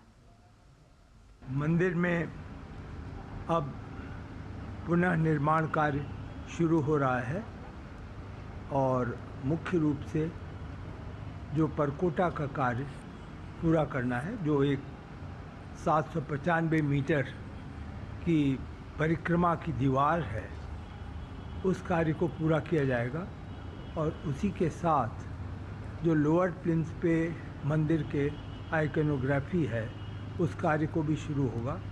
और सबसे बड़ा कार्य जो मंदिर को पूर्ण किया जाना है, प्रथम तल पे और द्वितीय तल पे जहाँ की राजा राम का दरबार होगा, उस कार्य को अब तत्काल प्रारंभ किया जाएगा। भाजपा के राष्ट्रीय अध्यक्ष जगत प्रकाश नड्डा ने धर्मशाला में आयोजित अभिनंदन समारोह को संबोधित करते हुए कहा कि प्रधानमंत्री नरेंद्र मोदी जी हिमाचल प्रदेश के विकास के साथ साथ प्रदेश को स्वास्थ्य सुविधा की दृष्टि से एक महत्वपूर्ण हब बनाने के लिए संकल्पित हैं। उन्होंने कहा कि हमारी सरकार ने हिमाचल के विकास के लिए कई अहम कदम उठाए हैं। गांव-गांव जाके बताइए, मोदी जी ने आपकी चिंता की। जब तकलीफ था 1782 करोड़ रुपए, और इतना ही नहीं, मैंने चिट्ठी लिखी हमारे ग्रामीण विकास मंत्री को, अनुराग जी ने भी चिट्ठी लिखी, और उसके कारण आज 11,000 घर, एक्स्ट्रा घर, जिनके मकान टूटे थे, उनके लिए 11,000 घर का सैंक्शन किया गया। वहीं भाजपा अध्यक्ष जेपी नड्डा ने कांग्रेस सांसद डीके सुरेश के दक्षिण भारत को अलग देश बनाए जाने वाले बयान पर पलटवार करते हुए कहा कि भारत एक है, कोई भी देश को तोड़ने की बात करेगा तो हम सहन नहीं करेंगे। डीके सुरेश जो मेंबर पार्लियामेंट है, वो क्या कहता है कि जीएसटी का पैसा दक्षिण भारत ज्यादा देता है और उत्तर भारत में ज्यादा खर्च होता है, और ये हमारे लिए अन्याय है। वो भूल जाता है कि भारत एक है, पूर्व पश्चिम उत्तर दक्षिण ये सब एक है। वो कहता है कि दक्षिण के लोग ज्यादा जीएसटी देते हैं और ये उत्तर में खर्च होता है। आने वाले समय में मैं अलग देश की मांग करूंगा। ये demand DK Suresh member parliament Congress party उठाती है। और चलिए अब खबरों में बढ़ते हैं आगे और अगली खबर का रुख कर लेते हैं, जहां दिल्ली के मुख्यमंत्री अरविंद केजरीवाल की मुश्किलें अभी फिलहाल कम होने का नाम नहीं ले रही। अब एक बार फिर से आम आदमी पार्टी के विधायकों की खरीद फरोख्त के आरोपों के मामले की जांच के लिए क्राइम ब्रांच की टीम अरविंद केजरीवाल को नोटिस देने के लिए सीएम आवास पहुंची। आपको बता दें कि भाजपा नेता आतिशी और दिल्ली के मुख्यमंत्री अरविंद केजरीवाल के इन्हीं आरोपों के खिलाफ प्रदेश की भाजपा टीम ने 30 जनवरी को दिल्ली पुलिस की क्राइम ब्रांच से मुलाकात कर शिकायत दर्ज की थी।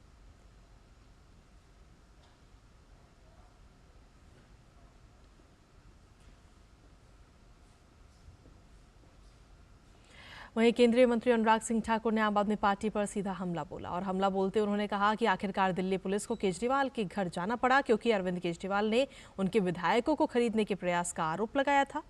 केंद्रीय मंत्री ने कहा कि केजरीवाल को देश और पुलिस को सबूत देने ही चाहिए। केजरीवाल अपने शराब घोटाले से बचने के लिए बीजेपी पर झूठे आरोप लगाते रहते हैं। उन्होंने कहा कि वो भ्रष्टाचार भी करते हैं और झूठ भी बोलते हैं। आखिरकार दिल्ली पुलिस को अरविंद केजरीवाल जी के यहाँ क्यों जाना पड़ा? क्योंकि आरोप केजरीवाल जी ने लगाए थे कि विधायकों को खरीदने की प्रयास किया गया। आखिरकार ये हवा में ही आरोप लगे थे और इसके सबूत तो उनको देने ही चाहिए। उनके ही प्रवक्ता ने उन्होंने कहा था कि उनके पास ऑडियो भी है, सब सबूत भी हैं। तो अब देश को और पुलिस को बताने का समय आया कि क्या सबूत उनके पास है, नहीं तो एक बार फिर उनकी पोल खुलने वाली है। जैसा पूर्व में भी केजरीवाल जी ने झूठे आरोप लगाए और एक नहीं अनेक बार नेताओं से माफ़ी मांगी, अदालत में माफ़ी मांगी, और उनका चेहरा बेनकाब हुआ है कि वो अपने शराब के घोटाले के भ्रष्टाचार को बचाने के लिए, उससे ध्यान भटकाने के लिए भारतीय जनता पार्टी पर झूठे आरोप लगाते हैं। ईडी 5 बार उनको सम्मन देती है, उसका सामना नहीं करती है। वो अपने जिन मंत्रियों को ईमानदारी का सर्टिफिकेट देते हैं वो आज जेल में है, उनके उप मुख्यमंत्री, उनके सांसद जेल में हैं। और देश की जनता आम आदमी पार्टी का असली चेहरा जान चुकी है कि वो भ्रष्टाचार भी करते हैं और झूठ भी बोलते हैं। केजरीवाल जी को जवाब देना चाहिए, सबूत देने चाहिए, नहीं तो एक बार फिर भारतीय जनता पार्टी और देश से माफी मांगनी चाहिए। वहीं केंद्रीय मंत्री अनुराग सिंह ठाकुर ने आगे कहा कि मोहब्बत की दुकान में नफरत का सामान बिक रहा है, गठबंधन बिखर रहा है। पहले नीतीश कुमार और अब ममता बनर्जी ने भी गठबंधन का साथ छोड़ दिया है। अब तो ममता बनर्जी भी कह रही हैं कि कांग्रेस को 40 सीटें भी नहीं मिलेंगी। मोहब्बत की दुकान में नफरत का सामान बिक रहा है, तभी तो पहले नीतीश कुमार जी चले गए, अब ममता बनर्जी जी जाने का नाम ले रही हैं और ये भी कह रही हैं कि कांग्रेस को 40 सीटें भी नहीं मिलेंगी और बंगाल में तो कांग्रेस का खाता भी नहीं खुल पाएगा। वहीं भाजपा नेता और सांसद निशिकांत दुबे ने पश्चिम बंगाल की मुख्यमंत्री ममता बनर्जी के बयान पर कहा कि ममता 40 सीटें तो ज्यादा कह रही हैं क्योंकि वो कांग्रेस के प्रति थोड़ी भावुक हैं। हम तो कांग्रेस को 10 सीटें देने के लिए भी तैयार नहीं हैं। 40 सीट तो वो ज्यादा कह रही हैं क्योंकि थोड़ी इमोशनल है वो कांग्रेस के प्रति। हम तो 10 सीट से भी ज्यादा देने को तैयार हैं। वहीं उत्तराखंड के मुख्यमंत्री पुष्कर सिंह धामी की अध्यक्षता में आज देहरादून में राज्य मंत्रिमंडल की बैठक आयोजित की जाएगी। आज शाम होने वाली राज्य मंत्रिमंडल की बैठक में यूसीसी ड्राफ्ट रिपोर्ट को रखा जाएगा। कैबिनेट में मंजूरी मिलने के बाद इसे 6 फरवरी को विधानसभा में पेश किया जाएगा। 3 दिवसीय सत्र में विस्तृत चर्चा के बाद इस पर मुहर लगाने की उम्मीद जताई जा रही है। कल यूसीसी विशेषज्ञ समिति के अध्यक्ष जस्टिस रंजना प्रकाश देसाई और उनकी टीम ने draft report CM Pushkar Singh Dhami को सौंपी थी। पीएमएलए कोर्ट रांची ने झारखंड के पूर्व मुख्यमंत्री हेमंत सोरेन को चंपई सोरेन सरकार के फ्लोर टेस्ट में हिस्सा लेने की अनुमति दे दी है। उन्हें 31 जनवरी को प्रवर्तन निदेशालय ने कथित भूमि घोटाले से संबंधित मनी लॉन्ड्रिंग मामले में गिरफ्तार किया था। झारखंड के नए मुख्यमंत्री चंपई सोरेन 5 फरवरी को विश्वास मत हासिल करेंगे। इसके लिए राज्यपाल सीपी राधाकृष्णन ने झारखंड विधानसभा के विशेष सत्र के प्रस्ताव को स्वीकृति दे दी है। कल ही राज्य में चंपई सोरेन ने मुख्यमंत्री पद की शपथ ली थी। झारखंड के नए मुख्यमंत्री चंपई सोरेन अब 5 फरवरी को विश्वास मत हासिल करेंगे। इसके लिए राज्यपाल सीपी राधाकृष्णन ने 5 फरवरी से झारखंड विधानसभा के विशेष सत्र के प्रस्ताव को स्वीकृति दे दी है। कल ही झारखंड में चंपई सोरेन ने मुख्यमंत्री पद की शपथ ली थी। कांग्रेस कोटे से आलमगीर आलम और आरजेडी कोटे से सत्यानंद भोक्ता ने कैबिनेट मंत्री की शपथ ली। इस बीच सत्ता पक्ष के विधायकों को एकजुट रखने के लिए कल 3 दर्जन से अधिक विधायकों को हैदराबाद भी ले जाया गया है। ये सभी विधायक फ्लोर टेस्ट के दिन ही सीधे हैदराबाद से रांची विधानसभा पहुंचेंगे। और खबरों का सिलसिला लगातार जारी। फिलहाल वक्त एक छोटे से ब्रेक का, आप बने रहिए हमारे साथ। मौसम